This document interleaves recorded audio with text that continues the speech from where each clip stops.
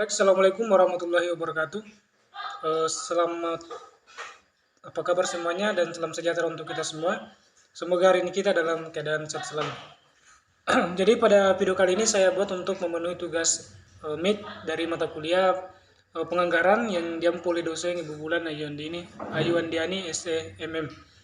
Sebelum itu perkenalkan, nama saya Indra dengan NIM C01 22062 dengan kelas manajemen B 2022. Nah, di sini saya akan membahas tentang penganggaran ya. Di sini ada 7 materi, yaitu pertama adalah dasar penganggaran perusahaan, kedua ramalan penjualan, anggaran produk, anggaran bahan baku, anggaran biaya dan beban, dan terakhir anggaran laba rugi. Sebelum kita masuk materi, puji dan syukur kita panjatkan atas kehadirat Allah Subhanahu wa taala atas nikmat yang diberikan sehingga pada kesempatan ini saya bisa membuat video ini. Kemudian salawat serta salam tak lupa kita curahkan kepada junjungan kita Nabi besar Nabiullah Muhammad SAW beserta keluarga dan para sahabatnya. Nah, langsung saja kita masuk ke materi yang pertama. Nah, seperti yang teman-teman lihat di sini, dasar penganggaran perusahaan. Nah, konsep dasar penganggaran itu adalah proses perencanaan dan pengelolaan keuangan dengan tujuan tertentu, ya. Nah, penganggaran itu sangat berbeda dengan anggaran ya. Apa bedanya? Nah, penganggaran itu adalah kita melakukan namanya proses perencanaan dan pengelolaan keuangan, berarti sini kita menyusun rencana, ya. Nah, setelah kita menyusun rencana, akan tercipta namanya anggaran, ya, anggaran. Nah, bisa kita lihat di sini bahwa penganggaran ini adalah proses menyusun anggaran, sedangkan anggaran adalah hasil daripada penganggaran. Jadi anggaran ini adalah rencana tertulis, ya, yang sudah kita kita memilah-milih atau mengambil keputusan yang mana telah kita lakukan di proses sebelumnya, yaitu penganggaran. Nah, penganggaran ini digunakan baik oleh perusahaan maupun non perusahaan. Ya, perusahaan yang mencari profit seperti manufaktur, infrastruktur dan lain-lain. Kalau perusahaan yang non perusahaan yang nirlaba itu seperti contohnya lembaga pemerintah. Nah, kemudian fungsi anggaran ini ada 3, itu ada sebagai pedoman kerja, kemudian ada pengkoordinasian kerja, pengawas kerja. Nah, anggaran sebagai pedoman kerja itu memberikan petunjuk dan arah terkait dengan tindakan dan kegiatan yang akan dilakukan dalam perusahaan. Kemudian pengkoordinasian kerja ini karena tadi memberikan petunjuk dan arah itu sehingga menghasilkan namanya pembagian kerja di dalamnya. Ya, kemudian ada pengawas kerja. Nah, anggaran ini kan tadi saya katakan sebagai informasi memberikan petunjuk dan arah kan. Nah, disitulah bisa dilihat apakah rencana telah dijalankan sudah sesuai dengan apa yang kita rencanakan sebelumnya atau tidak. Itu akan kentara di situ. Kemudian, dibalik dari fungsi anggaran tadi, ternyata juga memiliki kelemahan anggaran itu. Pertama adalah berdasarkan peramalan. Karena anggaran ini berdasarkan peramalan, maka apa yang kita perkirakan itu bisa saja tidak terjadi. Ya, jadi oleh itu anggaran itu harus punya sifat yang luas. Ya, bisa dirubah karena masa depan itu penuh dengan ketidakpastian. Kemudian yang kedua berdasarkan rencana. Nah, karena anggaran ini berdasarkan rencana, maka keberhasilannya itu didukung oleh pelaksanaannya ya, terutama itu pelaksanaannya dan eksekusinya. Tuh. Kemudian ketiga, sebagai alat bukan pengganti manajer. Sebaik apapun anggaran itu ya, itu tidak bisa menggantikan posisi manajer. Posisi manajer itu tetap penting di situ sebagai pengontrol jalannya rencana itu. Kemudian berdasarkan estimasi. Karena anggaran berdasarkan estimasi, maka memang dibutuhkan orang yang punya pengalaman dan paham betul terkait dengan penetapan waktu itu. Karena jika penetapan waktu itu salah, maka bisa saja tujuan tidak tercapai atau terhambat. Kita lanjut ke materi yang kedua, yaitu ramalan penjualan. Nah, ramalan penjualan ini adalah proses menjual ya. Artinya kita memprediksi bahwa di masa depan itu mungkin seberapa banyak produk yang mungkin akan terjual. Ya, namun kita memprediksi ini bukan hanya opini ya, tapi ada data yang kita miliki. Nah, di sini ada metode yang bisa digunakan, itu ada metode kualitatif dan metode kuantitatif. Metode kualitatif di sini kita menggunakan pendapat dari para tenaga penjualan, para manajer divisi penjualan, pendapat dari atasan kita, itu pun bisa juga dari para ahli, para pakar ya, ataupun dari konsumen itu sendiri.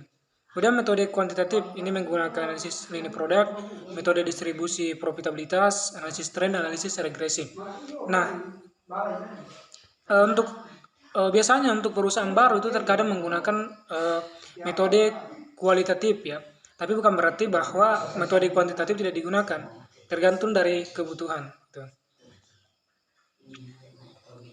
Kemudian anggaran penjualan dan anggaran produk. Nah, anggaran penjualan ini adalah anggaran jualan, berarti anggaran hasil penjualan.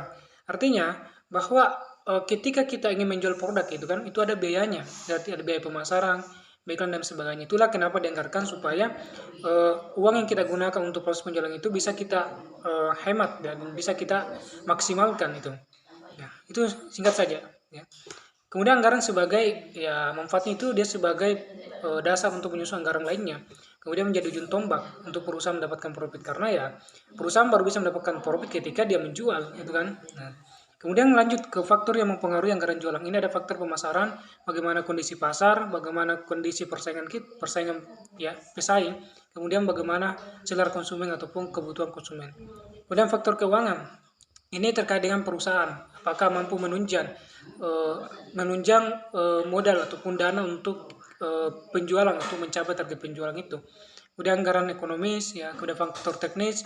Di dalam faktor teknis ini ada apakah alat dan mesin dan tenaga kerja dan juga bahan baku itu mudah kita harganya murah atau mampu untuk memproduksi itu. Kemudian faktor kebijakan perusahaan. Jika perusahaan ingin memperluas pangsa pasarnya ataupun melakukan ekspansi, maka akan membutuhkan biaya yang besar juga, ya, membutuhkan anggaran yang besar, itu akan mempengaruhi anggaran. Kemudian ada faktor perkembangan penduduk dan negara dan faktor-faktor lainnya. Itu semua mempengaruhi penyusunan anggaran penjualan.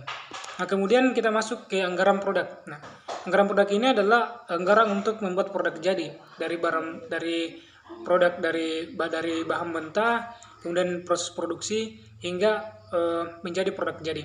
Nah, untuk proses itu membutuhkan biaya sehingga dianggarkan supaya itu menghemat dan bisa juga mencapai hasil yang maksimal. Itu. Nah, mengapa disebut anggaran produk bukan anggaran produksi? Karena jika disebut anggaran produksi maka hanya akan mengacu pada proses produksi saja.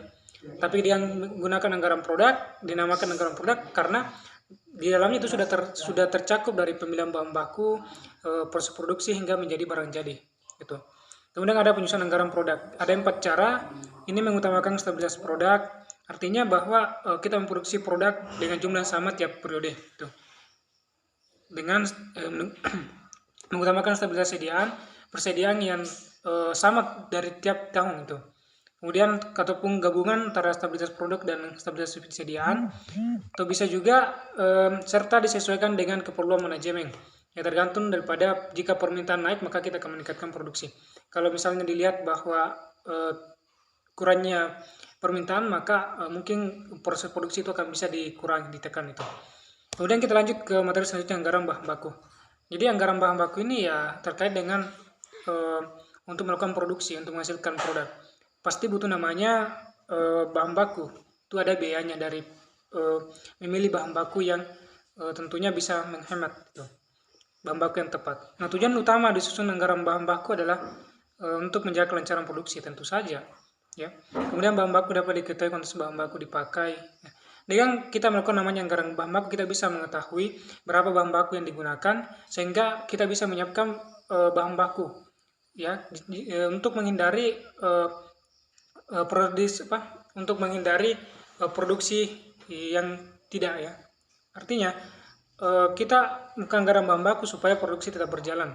Ya, kita menghindari kehabisan bahan baku itu. Nah, ini juga dengan adanya anggaran bahan baku kita bisa mengetahui berapa biaya yang dikeluarkan, biaya pabrik maupun biaya produksi. Tuh. Kemudian masuk ke anggaran biaya dan beban. Jadi ternyata ya bahwa di anggaran ini ada juga ada anggaran biaya dan beban. Untuk anggaran biaya itu yang berkaitan dengan proses produksi. Seperti ada anggaran untuk tenaga kerja langsung, kemudian ada anggaran overhead pabrik, ya. Tuh. Kemudian ada beban usaha. Beban usaha ini yang berkaitan dengan operasionalnya, kan?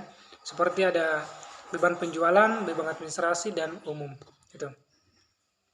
Kemudian anggaran laba rugi. Nah, setelah kita menyusun anggaran-anggaran sebelumnya dari anggaran penjualan, anggaran produk, anggaran bahan baku, kemudian anggaran beban dan biaya, itulah kemudian kita bisa menyusun namanya anggaran laba rugi. Seperti yang teman-teman lihat di sini, inilah salah satu contoh dari anggaran laba rugi. Ada jualan, biaya pabrik variabel, sampai sampai seterusnya ini. Nah, sampai sinilah materi kita ya. Kesimpulan dari materi kita seperti yang teman-teman lihat di sini bahwa keberhasilan serta tercapainya sebuah tujuan baik perusahaan bisnis maupun non perusahaan itu sangat dipengaruhi oleh penganggaran itu sendiri ya.